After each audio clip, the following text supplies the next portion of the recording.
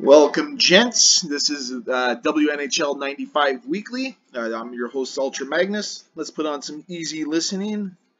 I know everybody wants to hear my Diana Ross song, Endless Love, but here we go with Lionel Richie. We'll have some easy playing in the background, just to help with the talk. So, given everything that's been going on, this might be a little lengthy of a video, but I think a lot of you guys are going to like it. Basically, the thing that's happening this week, I'm going to go through the Google Sheets because there's some new things I've added, some crazy things, some new things that need to be updated, a whole bunch of good stuff.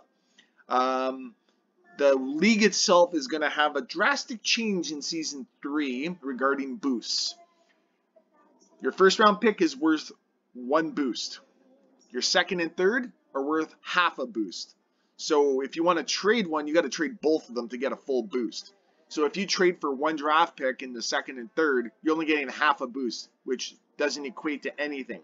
So basically, we're limiting how many boosts could be used in a season, so we can actually see who the true players are being boosted and who are not.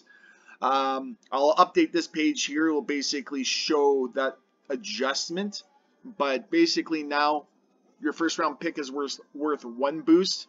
Your second round and third round together equal a second boost. So they're only worth half a boost each in the second and third. And if we have an expansion teams, which I think we have a couple, we're going to do the protection list again. But you can basically have those picks that you're going to have your compensation from due to lost players. Will have a half point. So you can trade a player, get that other half so you can get a third boost added in. So this will get updated. If anyone's looking for your RetroArch settings and you're in the sheet, here they are on the left. I found out myself one of the issues I was having was actually the VSync with speeding up slow gameplay. Sorry, Troy Hill. Sorry, guys, if I've been complaining about lag. Mine was turned on, so I had to turn it off. Stupid me. So a new tab I've added in is the tribes. I've been what's it called? I've been blessed to be added to the Unholy Grail tribe. Much appreciated. So now I'm a part of a tribe. You can see here on the left hand side, Orlando is a part of a tribe, and so is the Unholy Grail for the North Bay Knights.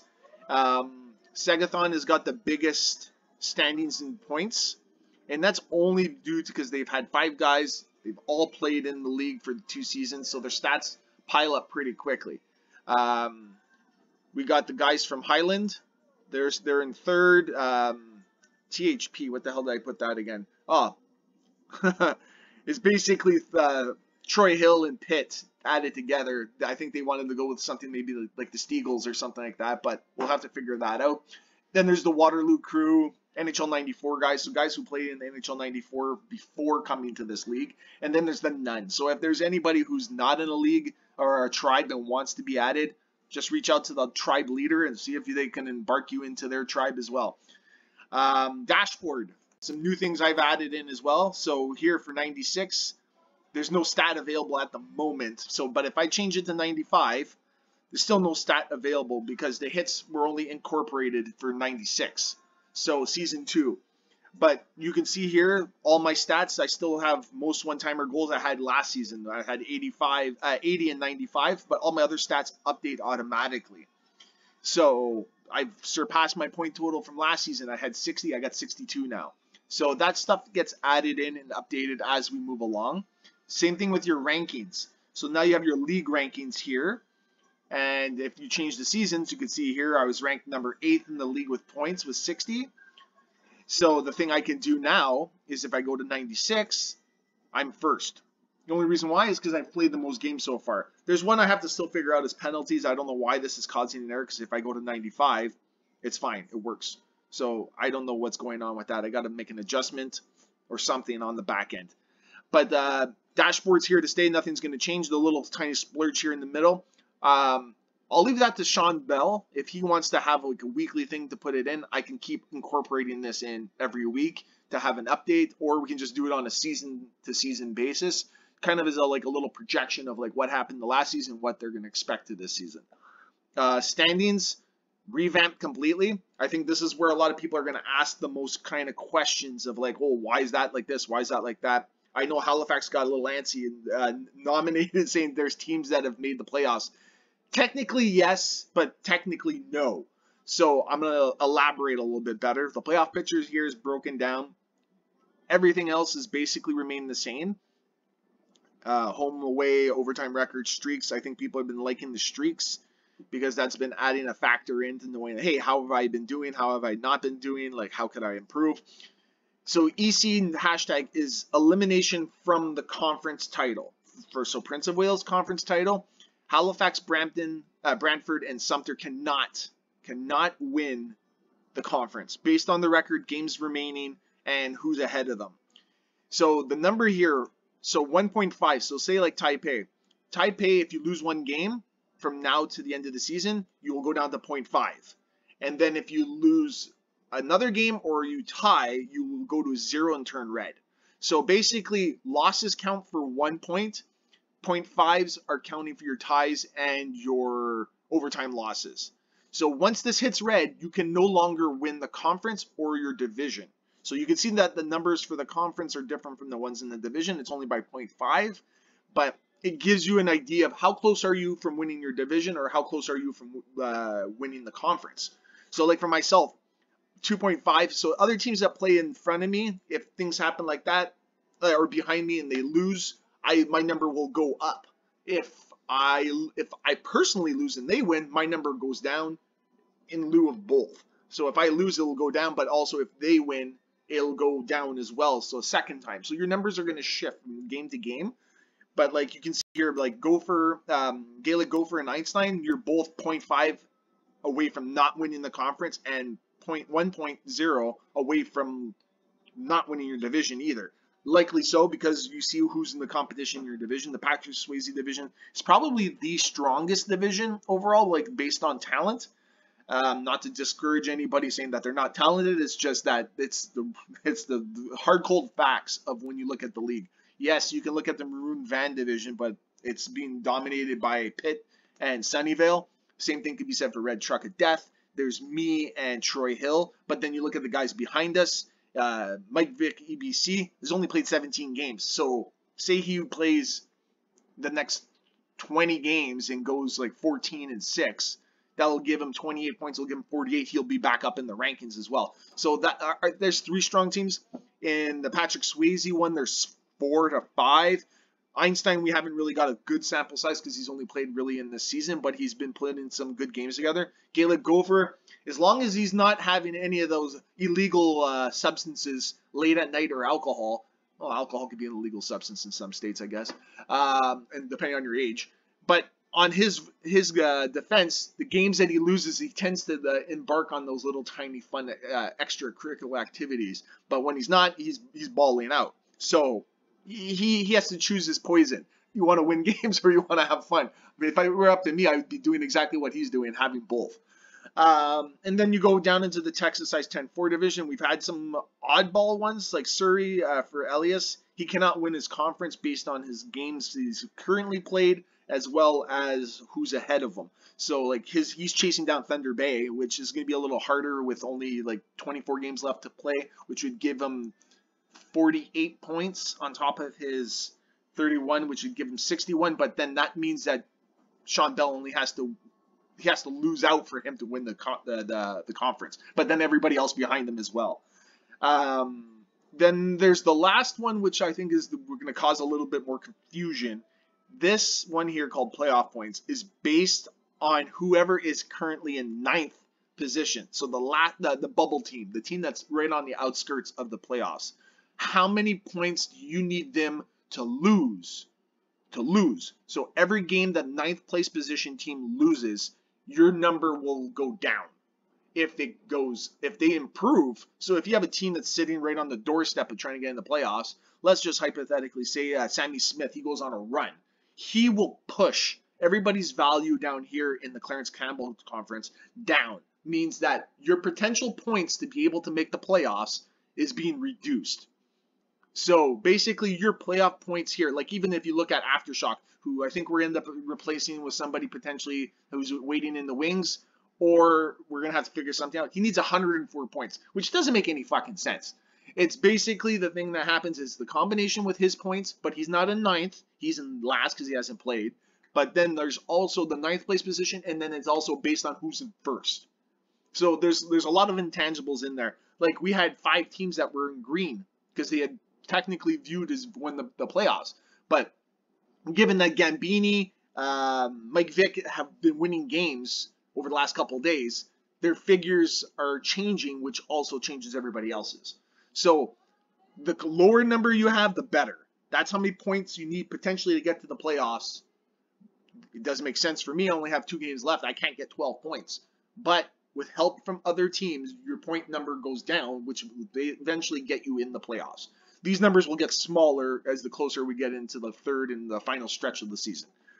Schedules, I've unlocked this, so you can go in here, you can say, hey, I want to find, I'm Sean Collins, I want to find my Grand River Hurons, find out who I have left to play. Shows you right here. It shows you your wins in green, your losses in red, and your overtime losses and ties in yellow. And then you also have your scores, and you also see who you have left. So this here gets updated as once box scores get put in, and everything just shows here who you have left to play. So like even for myself, like I was saying, I got one series left to play. My season's pretty much done. Put me on ice because I'm going to be cold as fuck for the playoffs again. And fingers crossed, I was talking to Mike Vick last night. I really hope I don't play him in the playoffs because I don't want to get ousted again in a sweep.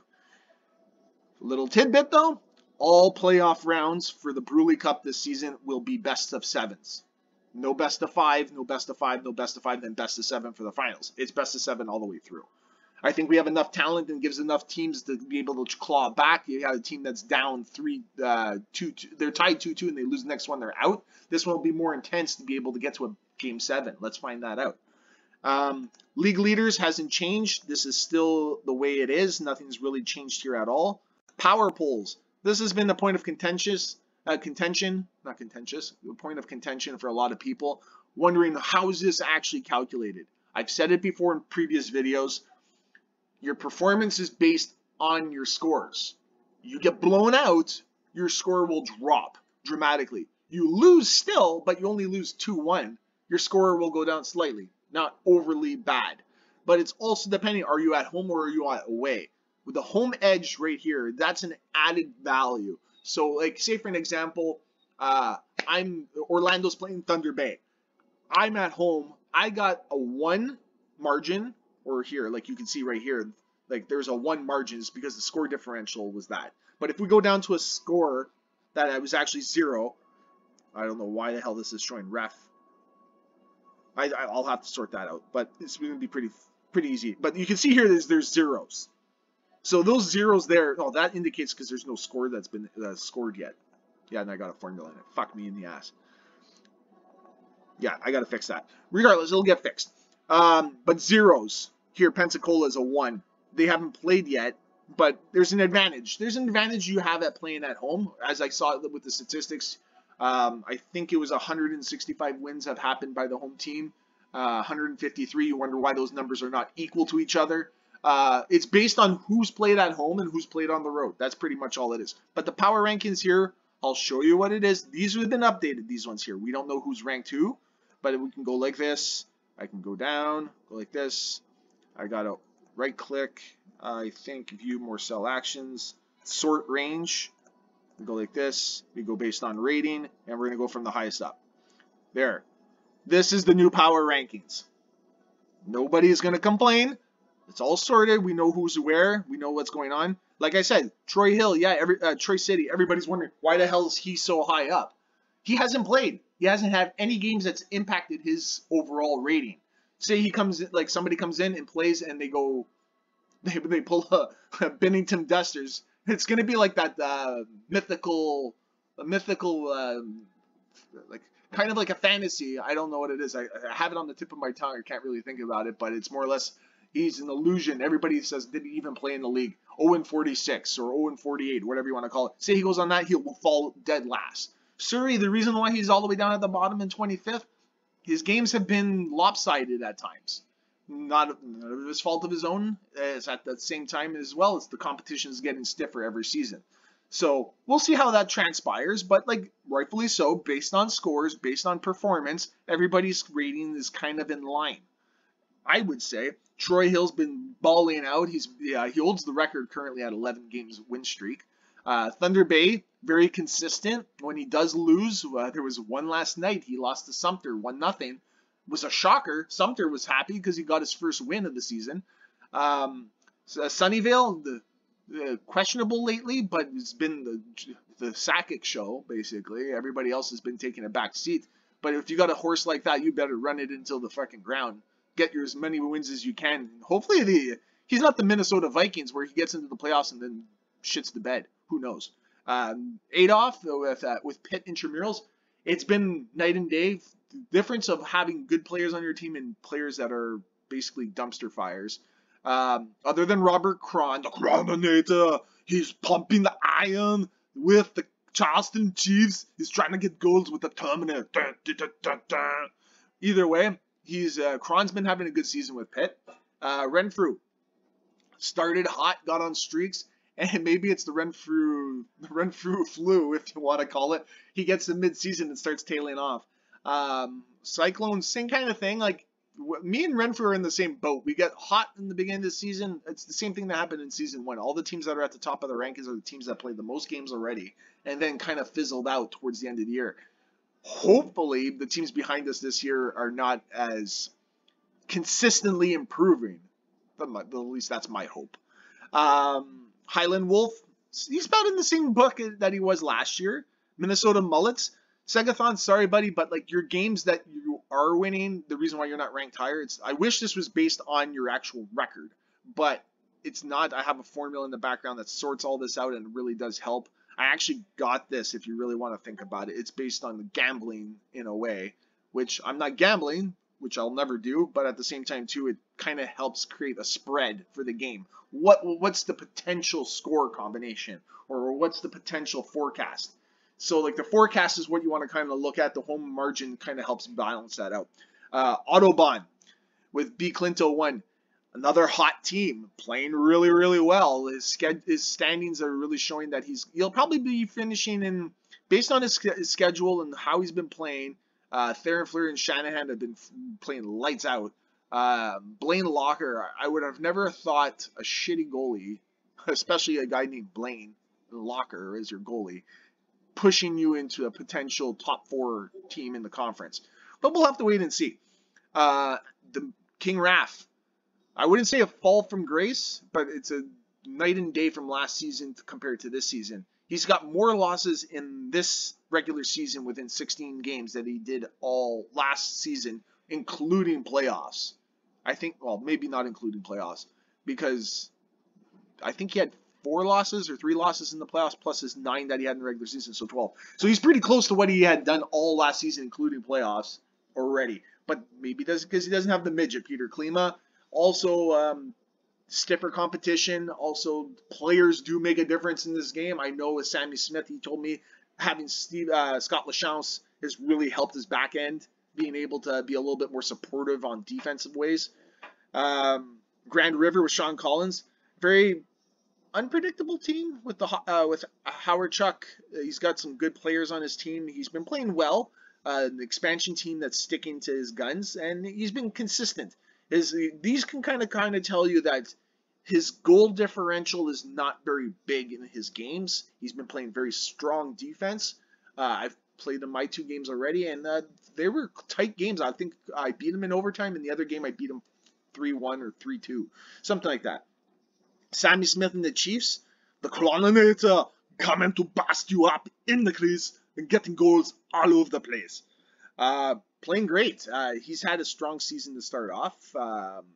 Roenick and Turgeon have taken Cron under their wings, and they're taking off. And Chris Terreri has been on the oddball goaltender as well, but he's leading the league in, I think, goals against average as well as save percentage. So Sammy Smith's been playing low-scoring games. So there hasn't been really many blowouts, which justifies the reason why he's in the middle of the pack. Troy City, we're not going to have the conversation because there's not much to have. Sugar Valley, after a team that was completely shut down to the coronavirus, we could probably say in Season 1, came back in for Season 2 and has been showing some signs, showing the Philly way. He's been playing some good games. Hard still to predict. But he's got a promising future with the players that he has. Richfield, with the Oracles with B. Clinton has been on a tear. I think he's won 7 or 8 games in a row. He's aiming for Troy Hill's record, but we thought maybe at the beginning starting 3 and 4. He's just rattled off wins nonstop. So another player that you're gonna see, like, yeah, okay, he's lower in the standings right now, but when he plays the rest out of his games, he's gonna take advantage of the teams that haven't really played much and take advantage potentially. North Bay, the Unholy Grail, an expansion team, maybe not accustomed to the style of play. Online, it's a little different. I always thought I was the best in my group, which was me, myself, and I. But, like, you got guys who have been a part of their tribe saying, hey, I was number 1 or number 2 in my tribe. You come in here and you're, like, middle of the pack. And you're like, geez, I didn't expect the competition to be like that. But you know what? At the same time, too, everyone's getting better. Over time, you'll get better, and things are going to improve. Different styles. The clap bomb, the one-timers have disappeared pretty much. No one's really scoring many one-timers unless you're taking advantage of somebody who's not used to playing online or hasn't really seen the style of play much. Then you got the Canadian wraparound. Troy Hill's probably the best at it. Garbage goals, in my opinion. I fucking hate that fucking Canadian wraparound, even though I'm Canadian. Cross crease, I fucking hate it. Everybody hates it. But it's the way of the world, and I think for Sunnyvale with my client, he lives and dies by the cross crease. It'd be interesting to kind of see him change his style a bit and to catch a lot of people off guard. I know with Highland, he's done that. He's changed his style. He still does cross crease every once in a while, but he's changed his style of play, and it's developing, which is really awesome to see guys develop a different gameplay style. Like, I was all about one-timers. Like, come and get me with one-timers and penalties. That was my go-to. Mike Vick, EBC, talking with him yesterday, he was on the fence and saying, fuck it, I don't want to play anymore. And it just comes down to when you're cold, world's getting back to normal, we're not at home all the time now, being able to play games, rattling them all off as much as we want. Life comes back in and complicates things. So I think the big thing right now is for him, he even told me, he says, I just need to get some games to get warm. So he rattled off 4 wins in a row last night and took advantage of Gaelic's substance abuse. But he rattled off 4 wins in a row, and he's starting to get his swing back. He's getting his swagger. Taipei with Nathan MB, same thing. The games that he has lost have been a little bit lopsided, but he has the potential to get things going. He just has to get more familiar with the online. And you know what? A lot of the guys that were down at the bottom last season, some of them are still there, but it's also based on the talent level of their players. Some of them are a little sketchy. Some of them are like, okay, you got one good player, but you can't lean on him with one style of play all the time. Gaelic Gopher, I went into the extent with him as well. It's damned if you do and you're damned if you don't. Dinkelberg, he's gone MIA last bit of while, but guys, I have to tell you, Dinkelberg, he's probably one of the coolest guys I've spoken to online. Maybe one of the most filthy outside of Troy Hill. But at the same time, too, the guy is busy. He's like Aftershock. He's always, when he gets on, get your games in with him when you can. Because he will play. He enjoys playing in the league. It's just timing. It's a hard thing for some guys in the league that it's all about timing. And if you're not around when he can play, or when you're around but he's not around, don't harass somebody and say, hey, come play games. Where are you? Where are you? Guys got shit going on. And like I said in the chat, DM the guy directly. Now that you see the schedule, DM the guy directly and say, hey, when you're available, message me and we can play our games if I'm around. Pensacola, G-Lock, I really hope he gets the G-Lock streak going again, because it was quite impressive what he did late last season and just teared them off. Maybe that's what he's doing. He's holding off, giving everyone suspense to being like, oh, I'm not going to be able to fucking make the playoffs. I'm going right for the Prospect Cup. And then he's going to go on a fucking absolute tear, and he's going to start getting back onto the G-Lock ways. Halifax, down at the bottom of his games, he's been playing a lot stronger lately. It's similar to like last season. Once he got into the playoffs and knew how to use Fedorov, he's been applying that. But it's the same thing like a lot of players in the league. Their style of play has translated really well, but then style of play has transformed in the league. A lot of players are trying different things and seeing how it's working, and some of them it's taking a little bit longer to get it going. Brantford with Gambini is still a bit of a struggle. The guy, I'd say he's probably the nicest guy in the league, willing to be able to play, and he's having fun with it. That's the important thing. I really hope Sean Burke or he gets a replacement eventually, but he's got some young guys coming up the pipeline. So I think he's got Pekka, who's going to be a great centerman from in about 2 or 3 years because his rating jumps up to like mid 80s. Sumter, the landfill stinks, but he notched his first win. Same bucket as everybody else. When you haven't played in it a little bit, life got in the way. You're trying to get things going again. He will start getting things sorted out because he was a strong player at the beginning of season 1. But maybe it's the tendencies that have to get adjusted. And I talked to him yesterday as well. He's saying strategies, people's style of play have gotten a lot stronger, a lot tighter, so things are going to be a lot harder to score. And then Surrey, the same thing with Elias. He told me that 94, they don't let you have overtime losses to get that point. If you can get to overtime, you should be at least getting 1 point. His team is a little different. I think he's leaning more on the 94 experience of what the players he knows of.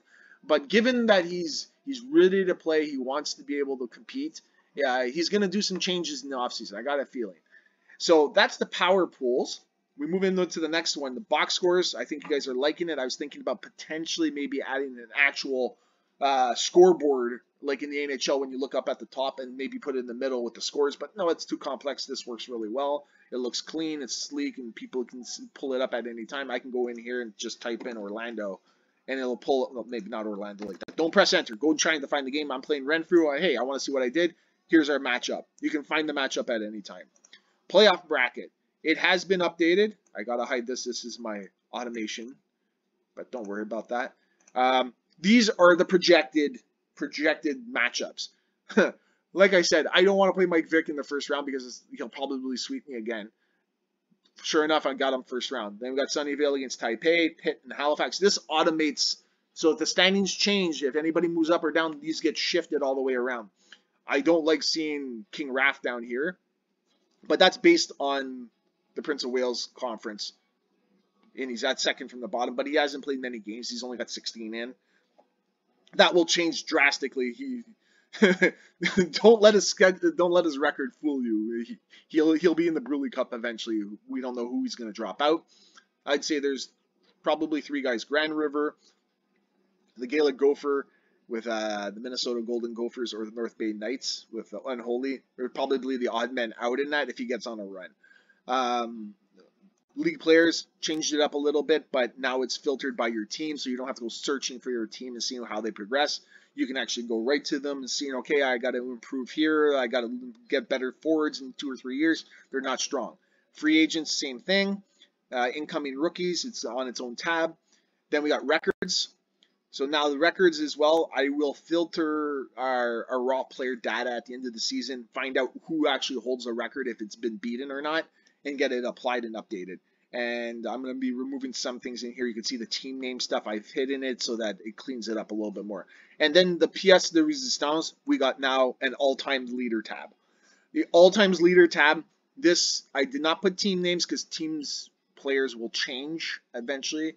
There's 2 goalies in here. I have to do something with the formula. For some reason, it's pulling up the goalies' goals. It was from last season, from 95, pulling those stats in as goals, which they're not actual goals. So don't worry about that. It's only on the goals tab that's messed it up a little bit. But all-time point leaders. So you got your all-time assist leaders, your all-time check leaders, your all-time penalty minute leaders, which is kind of interesting that I got 2 of them up here. Special team points, all-time leaders. Goals against... I was trying to think about goals against average and save percentage, but it didn't really work well because of the formulas, and also I did some stuff in the background, just didn't really work all that well. But like total shots faced, total saves. Oddly enough, I'm the team that's getting bombarded with the most shots. Shutouts, you can see Ed Belfour's the all-time leader in shutouts. All-time leader in wins is Jocelyn Thibault from Troy Hill. Losses, Bill Ranford. So all these things are here for you to be able to look at to see if you want to have any kind of like, hey, how's my player progressing throughout the career? And eventually I'm going to end up putting in a little bit of details of having like, hey, you know what, this guy here, he's inactive or he's retired. I'll put a strike through, and then hopefully they'll get pulled up into the stats. And then this is a good way to be able to determine who's going to be a part of the Ring of Honor for the Hall of Fame. But given that, we're going to have some new changes potentially in Season 3. I've already put out a poll out there to see what everybody's opinion is. I think we might be getting rid of the tie, and it's just going to be a shootout. So the way that's going to work is if your game ends in a tie, do the save state, which is fine. Send me the save state, but then one or two of the players write down who your shooters were in the shootout. Likely it's your starting five. The goalie, I know Segathon's the only team in the league that uses dual goalies. If he wants to use, you should use, for Segathon only then, on this point, change the goalie to whoever was playing in your game as your goalie. Then with that, do the shootout 5 rounds, and if it goes past that, put a check mark next to the guy and send it to me. Just say, played, let's say Sumter played Segathon, overtime went to shootout. Here are the starting 5 for both teams. Check mark X. We'll try to do it like the NHL. But the thing is once the tie happens, both teams are guaranteed their point. Same thing with the overtime. You're guaranteed a point, but if you go to the shootout, that's where you get your win. Or if you win in overtime, you get the win and you don't have to do the shootout. So that's potentially something still in the works. But other than that, guys, I'm Ultra Magnus. This was a 31-minute video, but I'm Ultra Magnus. I hope you guys enjoy your week. Get your games in when you can. Remember, we'll try to aim for December 6th as the end date. December 5th, it's a Sunday. Right before the holidays, try to get the playoffs in, and then have a shutdown for about a week or two for everybody to kind of just enjoy the holidays and not have to think about playing online. Sorry, boys, if you're one of those ones that get jolly in the pants that want to be able to play as many games as you can. So for those who don't know, we started a quick, it's called the Q.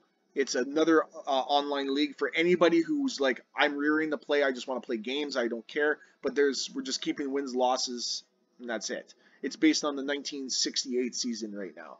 So get those guys in so they can play as many games as they want so they stay warm. So if you want to play, my team is up for grabs. It's the Antarctica Gladiators. But we can add more teams in for Season 2. So it's just to get you guys being able to stay warm so they don't get cold before the playoffs. And you can use them as warm-up games as well.